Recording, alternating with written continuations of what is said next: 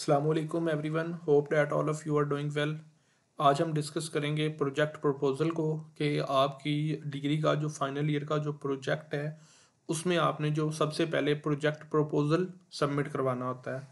तो किसी भी डिग्री का जो प्रोजेक्ट प्रपोज़ल है वो हमारे पास अवेलेबल है। उसमें हम प्रोजेक्ट्स का प्रपोज़ल भी बना के देते हैं। उसके अलावा नेक्स्ट जो उनकी प्रोजेक्ट की फ़ाइल्स हैं, इम्प्रूवमेंट फ़ाइल्स हैं, प्रेजेंटेशन फ़ाइल है, उसके बाद आपको वाइवा की प्रिपरेशन करवा के और आपको 100% पासिंग की गारंटी देते हैं।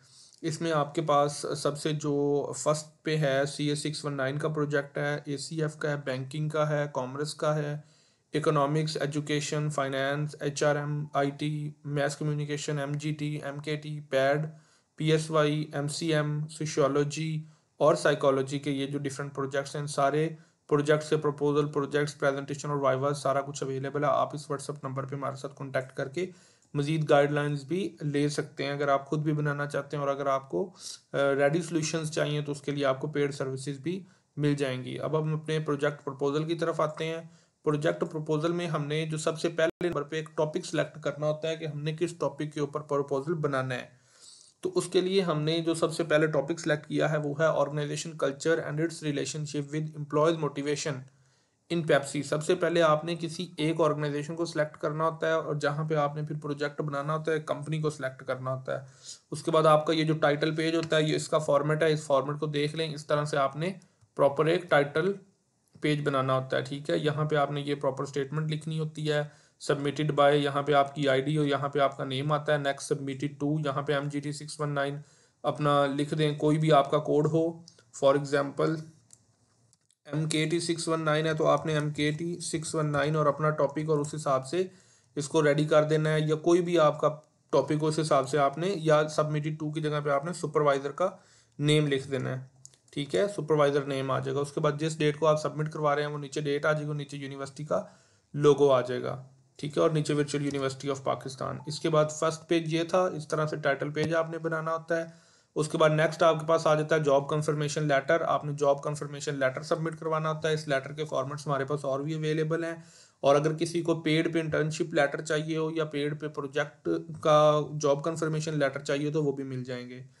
नेक्स्ट हमारे पास आ जाता है table of contents. Table of contents हमने इस तरह से बताना है, चैप्टर 1, चैप्टर 2, चैप्टर 3, चैप्टर, इस तरह से आपने चैप्टर्स बना के ये टेबल ऑफ कंटेंट्स रेडी करना होता है। उसके बाद सबसे आप पहले आपके पास चैप्टर नंबर 1 है, आपने इंट्रोडक्शन ऑफ द प्रोजेक्ट देना है। कंप्लीट आपने जो आपका प्रोजेक्ट होगा जिस भी टॉपिक पे होगा ये चीज़ आपने कंसिडर करनी है। सारे स्टूडेंट्स के जो हैं वो टॉपिक्स जो हैं वो डिफरेंट हो गए, कोई किसी का भी टॉपिक जो है एज इट इज़ सेम नहीं होता। अगर आप as it is same topic के साथ सेम प्रोजेक्ट को यूज़ करेंगे तो आपको मार्क्स नहीं मिलेंगे और आपका जो प्रोजेक्ट है वो फेल कंसिडर होगा। ठीक है, तो ये हर स्टूडेंट का अपना प्रोजेक्ट होता है अपने टॉपिक के ऊपर। उसके बाद नेक्स्ट आपके पास बैकग्राउंड आ जाता है। बैकग्राउंड में आपने इस तरह से ये सारी जो चीज़ें हैं ये एक्सप्लेन करनी होती हैं। नेक्स्ट आपने ऑब्जेक्टिव्स लिखने होते हैं कि आपके प्रोजेक्ट के क्या ऑब्जेक्टिव्स हैं। सिग्निफिकेंस लिखनी होती है अपने टॉपिक की। उसके बाद नेक्स्ट आपके पास आ जाता है जी research methodology. Type of research आपकी कौन सी है, सोर्सेज ऑफ डाटा कलेक्शन आपका कौन सा है। मिलर ट्रैक्टर प्राइवेट, मतलब किसी भी जगह पे आपने डाटा ऑर्गेनाइजेशन कलेक्शन करनी हो।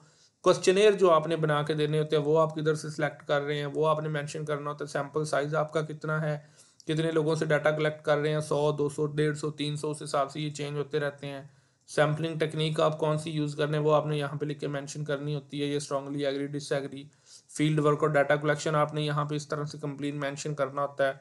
उसके बाद नेक्स्ट आपके पास ये रेफरेंसेस आपने एंड पे मेंशन करने होते हैं कि इस तरह से ये कौन कौन से, और रेफरेंसेस के बाद आपने ये एट द एंड क्वेश्चनेयर जो है वो सारा अटैच करना होता है कि जिस तरह ये मैंने क्वेश्चनेयर इस प्रोजेक्ट के अंदर हमने ऐड किए हुए हैं, सेम आपने भी इसी तरीके से क्वेश्चनेयर बना के 1, 2, 3, 4, 5 के अकॉर्डिंग और उन क्वेश्चनर्स को भी साथ में अटैच करना होता है। तो इस तरह ये आपका जो प्रपोजल है वो सारा कंप्लीट होता है और आपने प्रपोजल सबमिट करवाना होता है। फिर प्रपोजल चेक होता है और अगर आपका प्रपोजल पास हो तो फिर आपको प्रोजेक्ट बनाने की परमिशन मिलती है। तो उसके लिए इंपॉर्टेंट है कि आपने प्रपोजल को पास करना ज़रूरी होता है और फिर ही आपकी नेक्स्ट वर्किंग जो है वो कंटिन्यू होती है। इस तरह से ये इसका कंप्लीट फॉर्मेट है। मज़ीद किसी का कोई इशू हो, किसी ने कोई बात डिस्कस करनी हो तो वो व्हाट्सअप हमारे साथ कॉन्टैक्ट कर सकते हैं। ये हमारा व्हाट्सअप नंबर है। किसी भी डिग्री का वर्चुअल यूनिवर्सिटी का कोई भी प्रोजेक्ट हो आप हमारे साथ डिस्कस कर सकते हैं। इसके अलावा आपको कुछ प्रीवियस सेमेस्टर के जो हमारे रिजल्टिंग स्टूडेंट्स हैं जो पास में उनके रिजल्ट्स भी शो करवा देते हैं यहाँ पे। ये हमारे प्रीवियस सेमेस्टर के स्टूडेंट्स हैं, इनका कॉमर्स का प्रोजेक्ट था, पास हो गया था। उसके बाद नेक्स्ट इनका हमारे पास पब्लिक एडमिनिस्ट्रेशन का प्रोजेक्ट था, ये भी पास हो गए थे। फाइनल ईयर प्रोजेक्ट यहाँ पे एमजीटी का था, ये भी कॉमर्स का था। नेक्स्ट ये भी हमारे पास मैनेजमेंट का था, सप्लाई चेन का। ये ह्यूमन रिसोर्स की इंटर्नशिप रिपोर्ट थी, ये भी इंटर्नशिप रिपोर्ट थी एचआरएम की। ये कॉम की इंटर्नशिप रिपोर्ट थी, ये कॉमर्स की इंटर्नशिप रिपोर्ट थी। इसी तरीके से ये एमजीटी की इंटर्नशिप। ये सारे आपके पास इस तरह से प्रीवियस स्टूडेंट्स के प्रोजेक्ट्स के और इंटर्नशिप रिपोर्ट्स के रिजल्ट शो हो रहे हैं। बाकी मज़ीद अगर किसी का कोई क्वेश्चन हो, किसी ने कोई भी बात डिस्कस करनी हो प्रोजेक्ट या इंटर्नशिप रिपोर्ट के रिलेटेड, तो आप व्हाट्सएप पे हमारे साथ कांटेक्ट करके गाइडलाइंस ले सकते हैं। Thank you so much for your time. अल्लाह हाफिज़।